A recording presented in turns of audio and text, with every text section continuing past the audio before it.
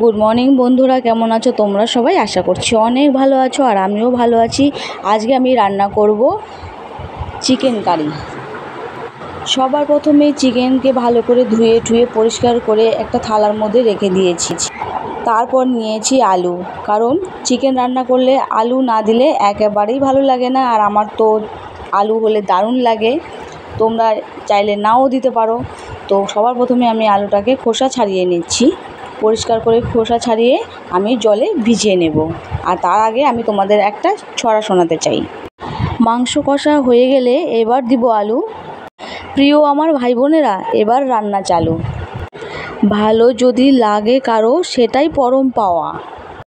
অনুপ্রেরণায় একটি ধাপ আমার এগিয়ে যাওয়া। তো কেমন লাগলো ছড়াটা?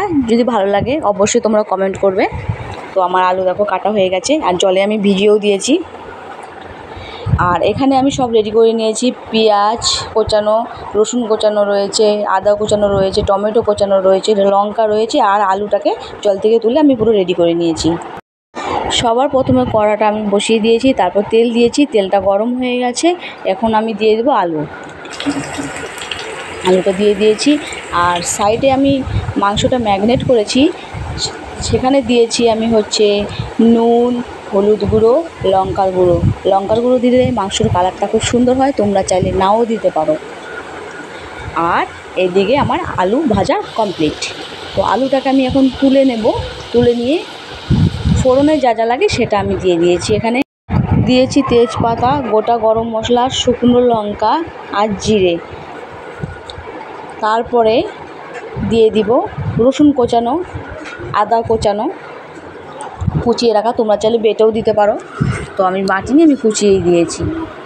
তারপর সেটাকে ভালো করে নেড়ে চেড়ে, নাহলে কাঁচা কাঁচা গন্ধ ছাড়বে, তো একটু ভালো করে নেড়ে চেড়ে যখন হালকা একটু ভাজা ভাজা হবে মশলাটা, তখন দিয়ে দিব আমি পেঁয়াজ দিয়ে দিলাম। এখন পেঁয়াজটাকে ভাজা ভাজা করব, তার মধ্যে একটু চিনি দিয়ে দিতে হবে, আর দিতে হবে একটু নুন। অ্যাকচুয়ালি আমি আগেই দিয়ে দিয়েছিলাম, তার জন্য এখন আমি দিচ্ছি না। দেখো তেলটা পুরো ছাড়তে শুরু করেছে। আর এখন আমি দিয়ে দেবো কাঁচা লঙ্কাকে আমি ভেঙে রেখেছিলাম, মাঝখান থেকে টুকরো করে রাখা কাঁচা লঙ্কা, চিড়ে দিইনি কারণ ঝালটা বেশি হয়ে যাবে তাই জন্য। আর দিয়ে দিলাম টমেটো। এখন ভালো করে ভাজা ভাজা করতে হবে, যেন টমেটো কাঁচা কাঁচা গন্ধটা না ছাড়ে।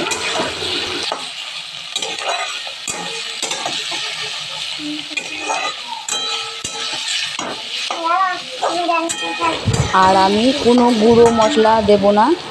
পেঁয়াজ রসুন দিয়ে যেমনভাবে হয় আমি তেমনভাবেই রান্না করছি, কারণ গুঁড়ো মশলা দিলে বাজে একটা গন্ধ ছাড়ে, যার জন্য আমি গুঁড়ো মশলাটা দেব না।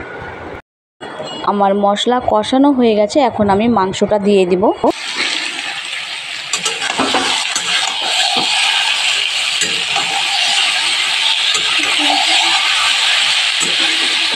দেখো কালারটা কত সুন্দর লাগছে দেখতে, তাই না?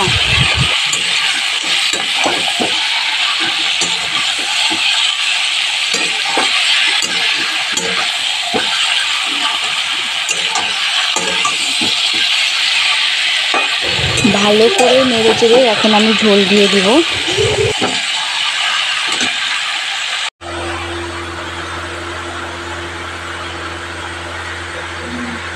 পরিমাণ মতো ঝোল দিয়ে দিয়েছি।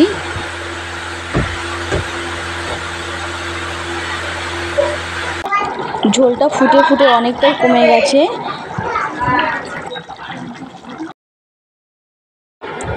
আর এখন আমি দিয়ে দিব ধনে পাতা দিলে স্মেলটা খুব সুন্দর হয়। আর দিয়ে দিব গরম মশলার গুঁড়ো।